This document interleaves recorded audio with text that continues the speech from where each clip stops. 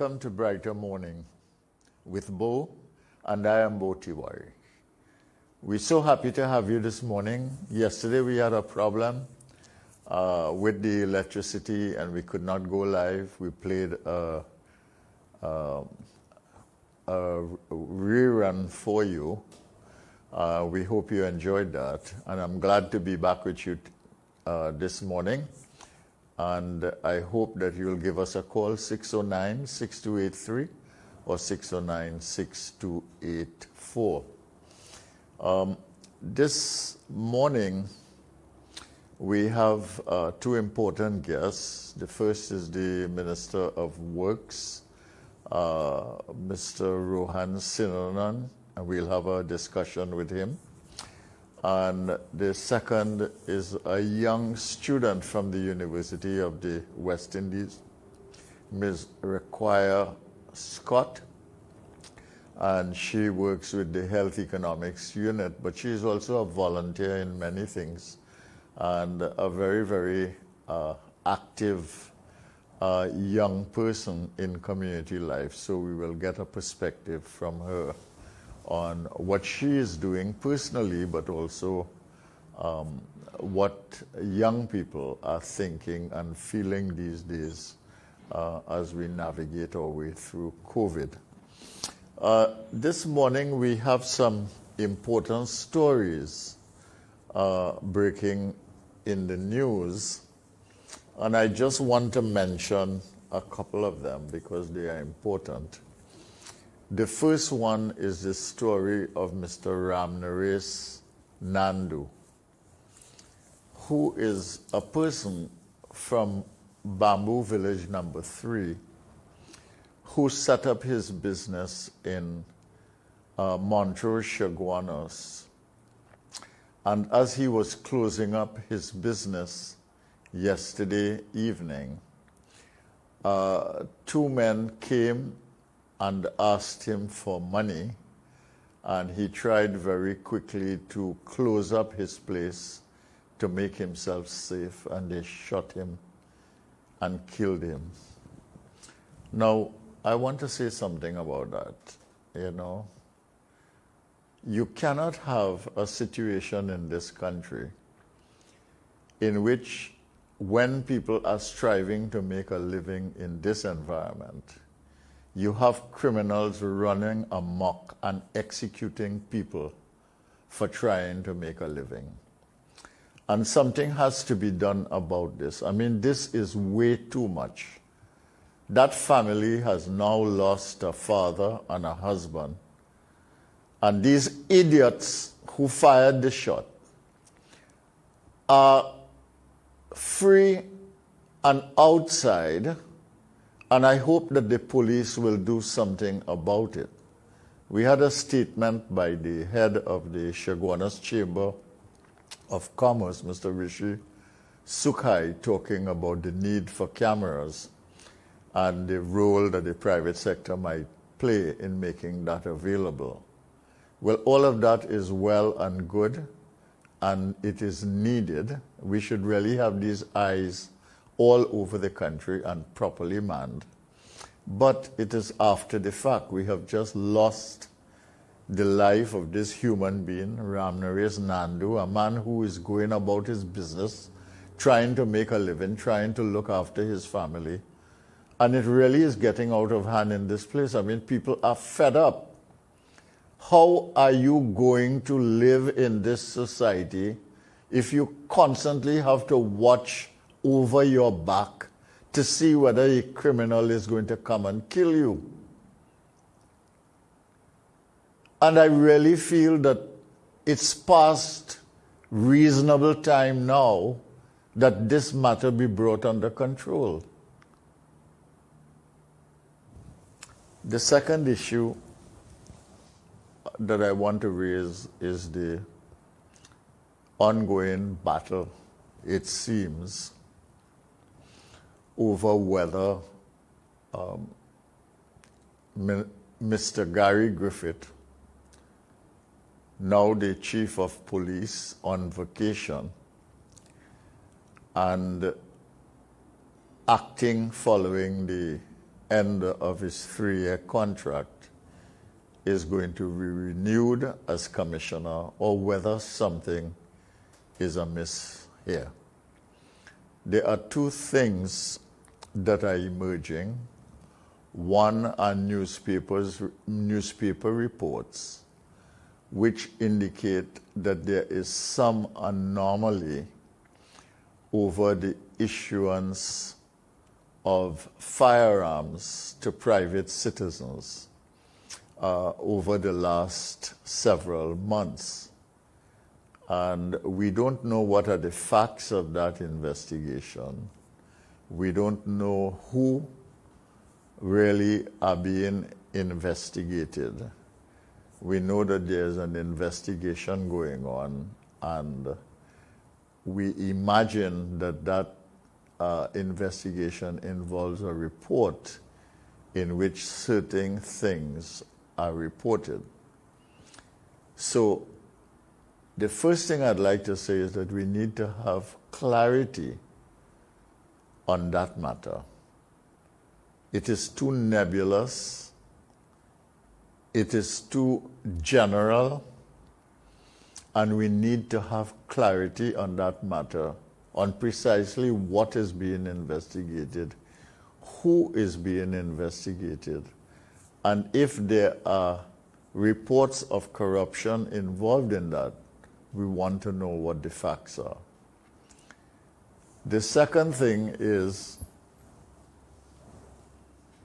do we have a plot here, either by the state or the state in alliance with other forces in this society, to remove the police commissioner under conditions that are questionable? In other words, is there some kind of political motive involved in this? Now, the matter ultimately will come to Parliament, but by the time it comes to Parliament for debate with the government majority, they will be able to achieve whatever their individual objective is, their governmental objective. So I think what we must ask about is the transparency of everything right now. One, has a crime been committed, or is there some misconduct involved in the issuance of firearms? And we must know what those facts are. And secondly, is there some kind of plot, or is there some kind of arrangement being made to install a commissioner of police in such a manner as to have more political control over the commissioner? And I think that that is an important consideration. Is the process being made to work? Is it being sabotaged? Is it being undermined? Is there some difficulty involved? Is there some malevolence involved? Now, I raise this matter because it's very important. I may raise the matter of the young man, Mr. Ramnaresh Nandu, who was basically killed for no reason while doing his work and while making a living. And we have the murders in this country that do not seem to be able to be brought under control. And you have this issue now of the Commissioner of Police and the appointment of either the old Commissioner of Police, that's to say Mr. Griffith, reappointment, or the renewal or the award of a new contract for police commissioner to someone else on the basis of recommendations made by the Police Service Commission. The relationship between the Police Service Commission and the state, and indeed the political principles, we do not know what is transpiring. So I find that there's too much cloudiness about this. First of all, there's cloudiness about the newspaper reports. I think the press has a responsibility to tell us what the facts are and not to become agents for anyone whatsoever in this society, whether it is the Prime Minister or the political directorate or whether it is the Commissioner of Police or some other person of influence and power. That's the first thing. Is the press independent or is it not? The second thing is what exactly is happening and what are the reasons for the multiple sources of confusion. And we need to have clarity on that. And thirdly, is there a partisan political plot at work that we are not aware of? And if it is, we need to know what is happening. We cannot have a situation like crime in which gangs actually own the place, in which there is complicity between members of the political directorate, and both parties have been accused of this, of being in bed and in alliance with criminal gangs in this country. And then we have a shadowy process for the appointment or reappointment of the police commissioner. And this is a matter we are going to follow up. I'm sorry, but this is a serious, serious matter in this country. And we will see how that goes. Anyway, I think we have our guest on the line, Minister Rohan Sinanan. And we want to do him justice by giving him his time and to allow him to have a conversation with us. And we will try to find out what is happening in the country on the matters under the jurisdiction of the Minister and the Ministry of Works. We will identify some of the problems and find out what is being done about them. And we will try to look at the whole infrastructure situation, which is under the jurisdiction of the Honorable Minister of Works. And we will hear from him what is the trajectory going forward for things that we ought to do and have to do. So good morning, Minister Sinanan. Good morning, Dr. Tiwari. Good morning. How are you? How are you going? I'm fine under the circumstances, keeping safe and doing what we have to do. Yes, I just want to raise your volume a little bit so listeners and viewers can hear you better. And the technical people are doing that. First of all, I want to thank you for coming on Brighter Morning with Bo. We're very glad to have you. And part of the business of coming on a program like this, and you get a half an hour and we give you ample time to talk through your issues, is that you get a chance to say what you are doing, and the population gets a chance to, you might say, hold you to account for the things that they are concerned about. Okay? So, first of all, I want to ask you, Minister Sinanan, if you ask any citizen, it is very likely that that citizen would indicate that, look, we are tired of seeing these floods over and over again.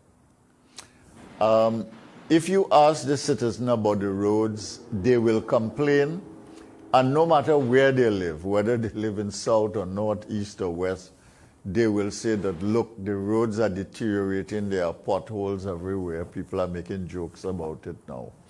So I want to ask you a very straightforward question.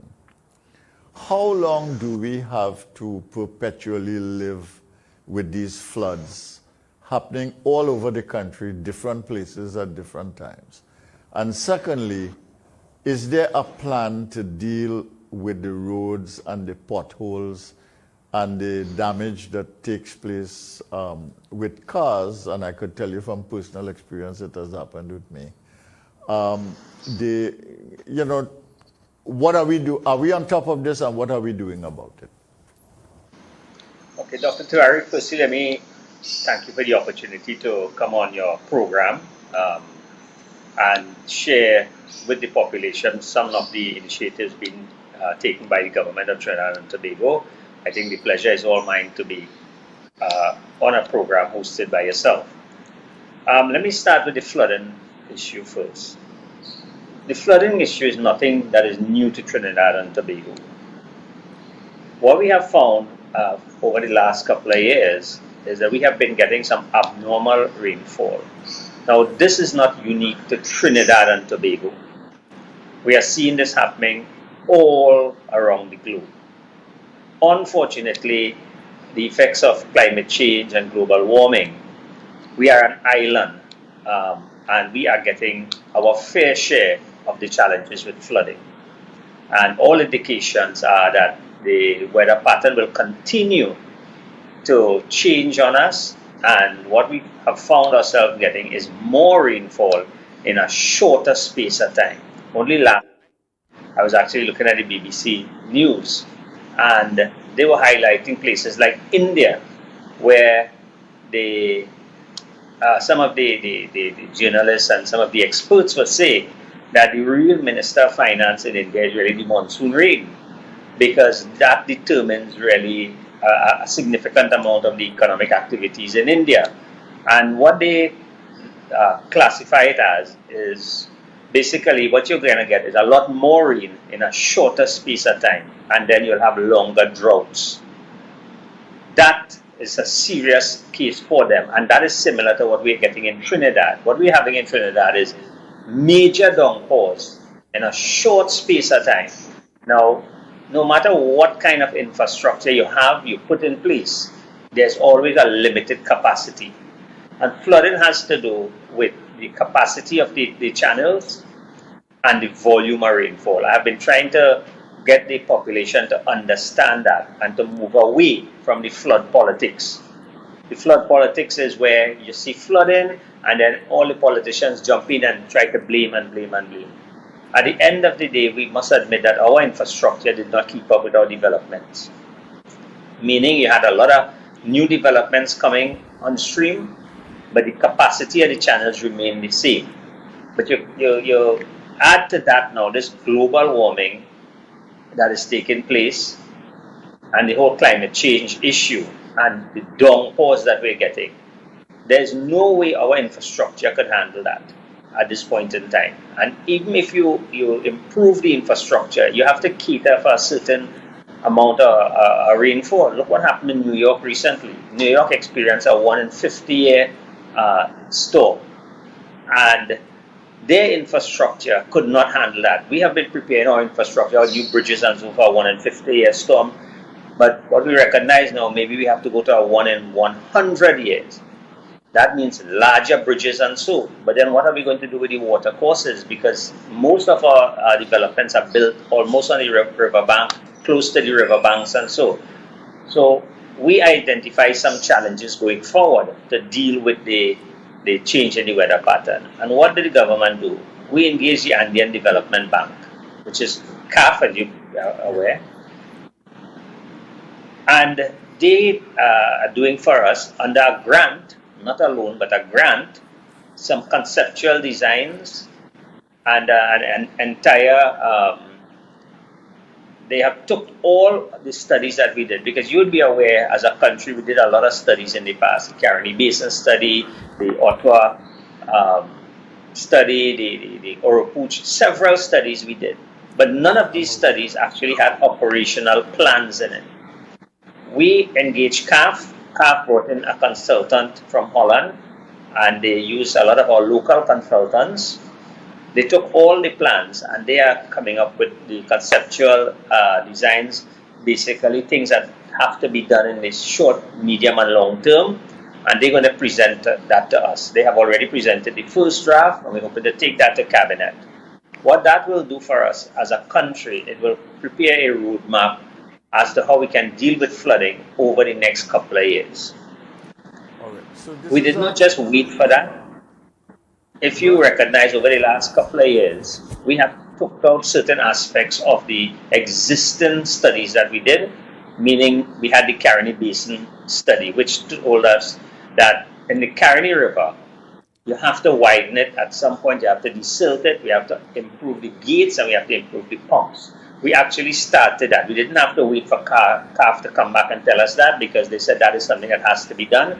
And we have started projects like that. So there are several projects that have started, but this more larger vision and larger plan coming out of CAF is something that we are hoping will help us, because what that entails is a lot more detailed work that has to be done going forward to help us mitigate against the flooding. But the flooding is not something that is unique to Trinidad. You're seeing it in Australia, you're seeing it in China, you see it in the United States, in London. Global warming is real, and the weather patterns have changed. Unfortunately, we have used a lot of our low-lying areas where normal ponding would have taken place to do residential areas. And if you look at what is happening with the flooding, every year, as you rightly said, the same areas are being flooded. And the reason for that, and you have some new areas now because of the height of the water and the volume of water. The reason for that is that these are areas that water will normally make its way before it gets into the rivers and the sea, because we operate with two tides every day. And all your rainfall has to go into your river channels and then outflow into the ocean. If the river channels are filled, there were natural areas where the water will pond. Unfortunately, now all these natural areas have been used up by either housing, commercial activities, and a lot of backfilling took place. The water still has to go somewhere. And that is why you have flooding on an annual basis in Trinidad. And in most cases, you hear the same cry from the same people over and over. Minister, there's a lot of truth to what you say as some of the challenges that are very difficult to surmount. The climate change thing is real, that is true. The second thing is that the infrastructure is just not adequate to the evolution of the weather patterns and the pace at which human development has taken place in the community. So I agree with those things. And then there are real problems too. I mean, we saw in New Orleans the other day where they prepared for a big storm that devastated New Orleans some years ago. And they did a lot of significant infrastructure work. But when this storm came this time, all the work that they did could not really help with the problems that emerged this time, because the whole weather pattern was very different and the water just did not go where they thought it would go, and they just could not block it. So I want to concede that all of these things are real.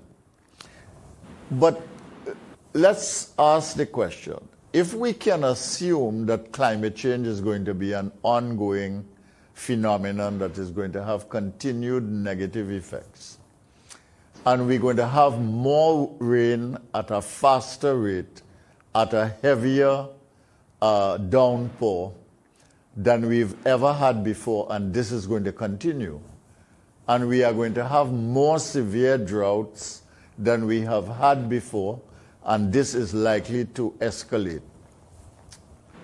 What you are doing this program with CAF, and I want to concede that you have done work in different parts of the country to mitigate the problem and to reduce it for the communities that live there.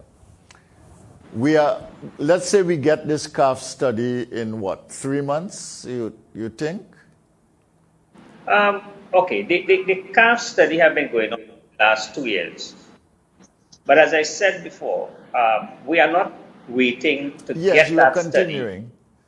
No, right. but So I'm asking you the question. Let's say we get the CAF. We should be able to get the first sets of designs, and so I would say within the next month. They have already started to present to us, but it's a short, medium, and long term. We have already started almost most of the short-term initiatives if you look in terms of the Caroni River, 2 years ago we actually started, because once we started consultations with CAF, it was, eminent that we had to do some widening on the Caroni River. We had to rebuild the banks on the Caroni River. We started that. Some of the gates in the Caroni River would have been 30, 40 years old. The pumps would have been 30, 40 years old. And the capacity was nothing compared to what is needed now. So we have already rebuilt most of the gates on the Caroni River. And I can tell you these gates are like 3 times the size of the previous gates. We are bringing in pumps. We have already brought in some pumps for certain areas, much larger and much more modern pumps. So yes, we expect the CAF solutions to come in. Right. They are also preparing for us tender documents and so. But once all this thing comes in, we take it to the cabinet, because what we want is a policy that governments can work with going forward, because we have the experts both locally and foreign telling us that, look, these are some of the things that has to be done, and it should not just be a Rohan Sinanan plan or just a PNM plan or anything like that. When a government change, a government can tweak the plans, but we must have something to carry us through, because this problem cannot be solved in one term or two. It has to be a continuous program to mitigate flooding. You're right. You said a while ago about the problem in the United States. As I said before, we were planning our infrastructure for a 1 in 50-year storm. What we found over the last 2 years is that some of these bridges that we built, catering for a 1 in 50-year storm, were at their maximum capacity. So the designers, the engineers at the ministry and the consultants decided, look, we have to look beyond 1 in 50 years, because the 1 in 50 years seem to be happening now every year. Yeah. What that means is that a bridge that would normally cost you $10 million could cost you as much as $20 million, because you're talking about a much larger bridge. When you consider the amount of infrastructure that has to be upgraded in Trinidad, it cannot be done in a short space of time. It has to be done over a long period, because it's going to cost us a lot of money to upgrade the infrastructure. And we are not the United States, we are not UK, where they print their own money. We have to operate within a budget, and you find every year we will program a certain amount of bridges, a certain amount of landslips and so on, and we operate within the budget to ensure that at least at the end of the job, the contractors can be paid, and you don't start a lot of jobs and then you don't finish any. Mister, I want to raise 3 things with you, and they are all connected, okay? One is that I was saying that we are going to get more rain in the rainy season. We're going to have dry seasons. So that is a given. So the question is, what adaptations do we need to make in terms of management and creation of infrastructure in order to deal with that? All right, so that's the first thing. The second thing is that we have to have a short, medium, and long-term plan. I agree, and I think that you are probably going to get a significant part of that with CAF. But we then have to make a commitment to do that, and systematically to do it every year. And the third issue, though, is that while we are doing those things, we've got to have a mitigation plan for the communities that are in perpetual distress when these rains come. How are you dealing with these 3 things? All right, those things cannot be dealt with by the Ministry of Works alone. I really feel that that is something we need to acknowledge. You need planning in that. You need Ministry of Local Government and Rural Development in that. You probably need the local government authorities to be working collaboratively at a community level together with the Ministry of Works. Do we have anything in store like that? All right, so let me start from the first one. Again, the plans going forward, coming out of the CAF study and so, does allow us and does entail the whole system of retention ponds, and that whole aspect of how do we trap water and then release it into the water course, because we do have limitations. I mean, a lot of people hear about the Caroni River, and they don't understand that the Caroni River is the main channel that takes all the water from Arima all the way down to Port of Spain. It takes all the water out of the East-West corridor. We do have challenges on the Caroni River. We also have challenges on the more the secondary water courses and so. So we have to find a way to retain that water coming off the hills and then channel it back, into the water course and so. And that is what the CAF study tells us as well. They are trying to identify areas, because we have challenges where we're going to identify these areas to create these big detention ponds and so, but it is something that has to be done. We have that same problem in the central area, where all that water comes all the way down from as far as Moruga in some cases all the way back down. So we have to find ways to trap this water, and those are some of the long-term plans that we are looking at. In terms of the short, medium, and long term, as I said, well, we have identified that. We are looking at immediately improving the pump system, the gate system, and widening the channels wherever we can. We are going to embark on a program where we have to look at the people living on the river banks and so, and come to some understanding that, look, we cannot continue to do that. We have the Ministry of Local Government working with the littering and so. So there are certain short-term plans that have already started. In terms of the areas that you have this constant flooding, yes, we have to work with the different agencies, and we do. I mean, I want to give kudos to the Ministry of Local Government and the Minister of Local Government, Mr. Kazim Hussain, and his team, and the disaster management team. They are always out there. They are always on the button. And I must say, at times, the politics is put aside by the employees there, and they are on the ground, within moments of flooding.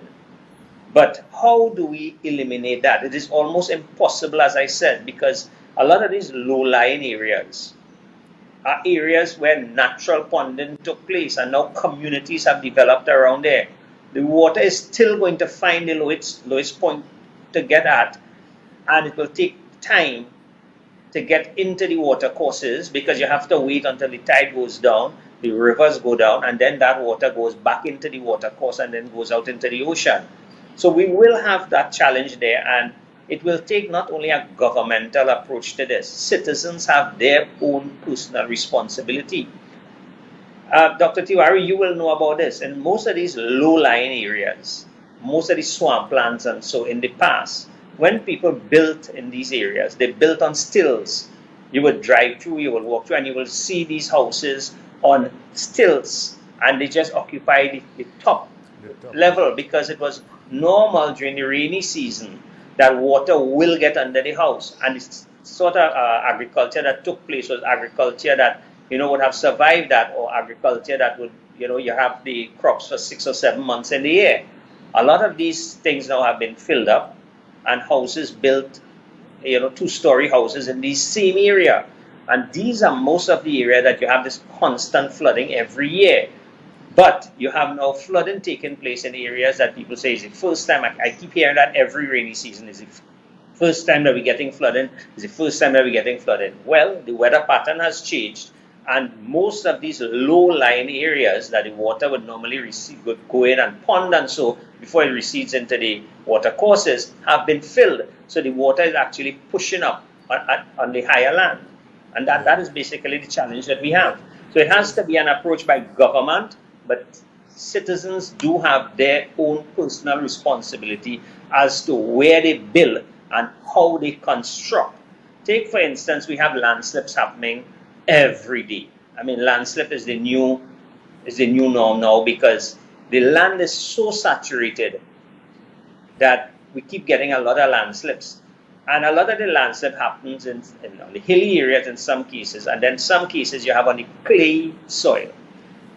if you're billing in these areas, you have to be guided by the experts as to how to bill in these areas, because it is not going to get easier, because a lot of houses would have been built in areas without proper foundation, without proper engineering drawings, and this is why we're seeing these challenges now, especially with landslip. And I mean, we have more requests for retaining wall, but the government just cannot go on just building a retaining wall for everybody who the land is slipping behind them, on the side of them. We have to be careful as to where we build and how we engineer when we're building on these areas. Well, yes, I empathize with you on that. I think a lot of people have made bad decisions about construction, and people have been very selfish in the way that they have built their homes and managed their property without regard to other people around them and without regard to any rules or laws. I agree with that. But does the Ministry of Planning, for instance, understand that if they are not conscientious about their work and their role, they create a problem for the Ministry of Works and for the communities that you are governing? Does the Minister of Agriculture appreciate and understand, for instance, that the issue of irrigation is not unrelated to the fact that we have excess water in the rainy season, and that something could be done collaboratively to solve these problems simultaneously? I mean, are the ministries working together? You talk about a governmental approach. We can't solve these problems by one ministry trying to do something.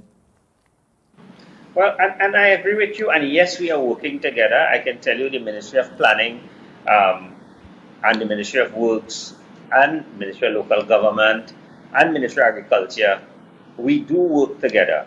However, the problems that we are faced with now are not problems that started 5 and 10 years ago, Dr. Tiwari. These are problems that were cultural to some extent, meaning certain villages. Look at the entire Centerlina, that entire area there.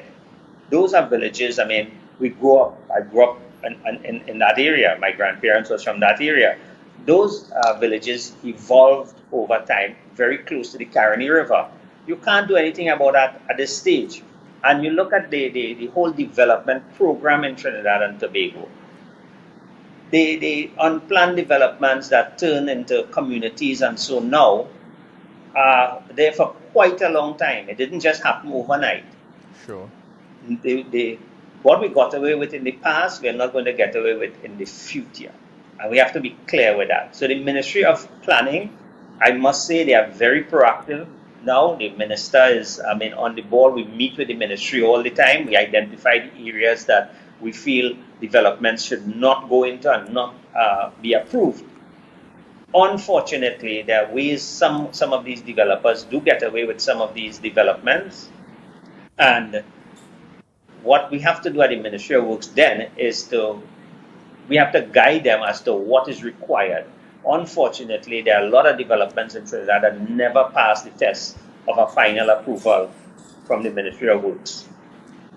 And that is because the drainage part of it have not been done in accordance with what was required. So we do have these challenges with developers, but in terms of the Ministry of Works and the Ministry of Planning and the Ministry of Agriculture working together, yes, that happens. Now we have to understand the purpose of the Ministry of Agriculture in all this is more for irrigation and in some areas trapping water for the farmers. Yes, of but course. now we have to strike a balance because again, if you look at the Arangwes area, we keep hearing complaints from the Arangwes on the northern side.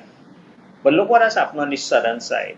That area was really a marshland area, with swamp. That is now an industrial area with every developer there raising their land 4 to 5 feet. Now, where is that water that normally will pond in that area going to go? It still has to go down there to get into the Caroni River. But if it cannot pond in that area, then it will remain on the northern side. And that is what is going to flood out the farmers on the northern side. So the purpose of that southern side of El Sicuro, that was given to farmers for agriculture and for certain type of agriculture that could survive in the rainy season to some extent, and then you have agriculture that was short crops. But almost everybody inside there have chosen to sell their lands, and if you go down there now, it is probably one of the most industrialized areas in Trinidad, and that have contributed significantly to the flooding on the east-west corridor in Barataria, in El Sicuro, and coming all the way up to Tunapuna. And these are some of the challenges that you have. The problem we have in Trinidad is that the enforcement for too long was not there. And that allowed us as citizens to really, do as we please, as they say, and we are reaping the effects of that at this point in time. All right. So we know that there are problems, and we know that some of the problems were created by people. We know some of the problems that might have been created by bad decisions in the past. But we have no choice now to live with it. We can't move out the industrial estate in Aranguez. We can't move out the people from St. Helena. We've got to find solutions around those. Are we focused on finding solutions to those problems that keep recurring while you look at the other short-term, medium-terms, and longer-term problems? Right. So that is why, and the answer to that is yes. Okay. So while we have the short-term, medium, and long-term projects and positions that we want to take, we do have our annual Desilton program. And since 2017, we have had an aggressive program where, the first thing we do in January, we start our Desilton program, and that continues. This year, because of the COVID and the shutdown, and so our program, I think it was about 250 projects, and all indications are that we will finish that 250 projects within the financial year. And I think that would have been a great accomplishment by the team at the Drainage Division, because you did have the shutdown, you did have the challenges of COVID. We also have a lot of capital programs ongoing, as I said, where we brought in new pumps, and so for these same areas where we upgraded the bamboo pump site, Tulsa Trace, most of the pump sites that we upgraded, and also the gates. We have an aggressive program to rebuild all our gates in Trinidad to help with that fresh and salt water intrusion on the land. So we have all those programs ongoing, and they will help once they are all completed, and the Desilton program. So you have the annual program that you do to mitigate the flooding while we work on the more long-term projects. So the answer is yes, we do have that. Okay, you mentioned the COVID issue and its effects on your work. That has also affected contractors in the system. And many contractors are complaining now that they bid at a certain level, and with the COVID, their costs have just been phenomenally higher. And in addition to that, because of COVID, the cost of inputs into construction have also increased. Is your ministry or the government addressing this challenge that contractors are facing, where it's impossible for them to deliver at the cost that they originally agreed? Dr. Tiwari, as you're aware, there are different types of contracts. You have treaty contracts, and you have the regular contractual agreement. And if you're a contractor, you're also a businessman. There are a lot of opportunities that came out of COVID, and there are a lot of challenges that also came out of COVID. So that has to be balanced. Right. So that has to be balanced, and I don't see any major problem occurring now. Yes, I've heard the cry from a lot of the contractors, and so steel price went up, shipping price went up. That's right. But there are a lot of prices that you can bargain with during COVID as well. So you have to find that balance, depending on the type of contract you have, if you can make a claim and justify it. I am sure the ministry will look at it, but I can tell you it's not going to be out there where people will just come and make claims and say, look, this is costing me more, this is costing me, because you are binded by a contract. And at the end of the day, we will hold you to your contract. if there's any way within the contract that allows for that, because there are some contracts that allow for that, well then, I mean, we will look in terms of it. But so far, so good. Our contractors, our local contractors are holding their own. And if you look at the South Highway, that's San Fernando to Point Fortin, where we decided to break that contract up into packages and allow the local contractors to participate. I must say the 5 local companies working down there, they are doing yeoman service. I think coming out of that job, I was speaking to ACOM, who is the international consultant, and they are quite impressed with our local contractors' performance down there. Okay, let's get, we don't have much time now, and you'll probably only get one response before the news, but let's talk about the roads. I mean, the road, I think you should admit that the conditions of the road need attention. I mean, you have endless potholes all over the place. It's causing a problem. And it's, of course, when you have floods and so on, it makes things a little worse. What is your plan, or how do you intend to proceed on this matter? All right, so let me start by saying the Ministry of Works and Transport, we're responsible for like about 21% of the road network, mainly the highways and the major roadways. The rest of the roadways fall under either the Ministry of Local Government, Ministry of Agriculture, and then you have what we call some of the orphan roads, meaning roads that were like under Caroni Limited, who is no longer in place. Most of these roads are supposed to be adopted by the regional corporation or the Petrotrin, and there are several roads like that. We do a conditional survey every 3 years. In January of this year, I had asked them to bring it forward because it was just about 2 years, but because of the condition of the road, I'd asked them to bring it forward to tell me what is the state of the roads under the Ministry of Works and Transport. And what came out of that is 55% of the roads were in good condition, 28% were in a fair condition, 15%, just around there, were in poor, and there were 2% that was very in a very bad condition. Road repair costs a lot of money, and we have embarked on, based on the budget allocation, a program to repair the most critical of areas. And if you look at the highway, during the COVID, during the curfew, we had a lot of paving going on. So we do have a lot of paving going on. Our major challenge, however, and I must say this, is really with the WASA. Because the WASA infrastructure, to no fault of the Minister of Public Utilities, the WASA infrastructure is very aged. And on regular occasions, you have lines that are being ruptured. Once that happens, it disrupts the road. And if you look at the potholes that you see, close to 85 to 90% of them are caused by ruptured WASA mains. We can't go in and repair these remains. WASA has a program to repair their mains, and they are supposed to rehabilitate the road after they're finished.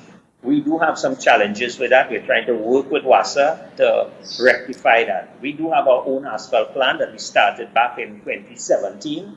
Remember, the ministry had an asphalt plant and it was shut down for about 10 years. In 2017, we brought the asphalt plant back up and running, and we do a lot of in-house patching. However, we can't keep up with the amount of potholes, as you say, because of the challenges we do have with WASA. So we're working with WASA to get at. The ministry this year will again embark on a very aggressive road repaving program. All that is based on the allocations that we get in the budget. But we recognize that we have to do something about the condition of the roadway. But it is just not the Ministry of Works. We have to get the support, and we have to work with WASA, because you can't pave a road that has ruptured lines on it. And these are some of the challenges that we're faced with. Yeah, that requires some collaboration as well. People have talked about that for years. Now, Dr. Tiwari, I also must put on the table that a major part of our road damage has to do with overweight vehicles on the road. And the ministry have started to clamp down on these overweight vehicles. We will be bringing in more scales and so, because the road network has to have some sort of guidelines to operate. And an overweight truck does 20 times more damage to the road network than a truck that is operating with the correct axle weight. One of the major challenges we have as well is overweight trucks on our roadways, and trucks that are using roads that they are not earmarked and not licensed for, especially these overweight trucks with material and so on. I'm sure that happens on Chinchin Road where I live and Madras It is one Road. of the roads. Yeah, It is Madras one of the Road, roads which that is connected, because those roads are not, they are in horrible conditions. So yes, anyway, and you'd recognize, go ahead. Go ahead. no, you'd recognize that you do have problems like that in these areas. Yes, you have big trucks, big vehicles. Anyway, Minister, I want to thank you for spending the half an hour or so with us and for answering in a very straightforward and forthright way some of the questions and also sharing some of the things that you're going to do. We look forward to some action and some relief to citizens, and we look forward, therefore, to improved roads and some reduction of the flooding impact on the community. Thank you very much for being with us. Thank you, And Dr. Brighter Spark. Morning with Bo. And we go on now Thank you. to Andrew Chan and the 7 o'clock news.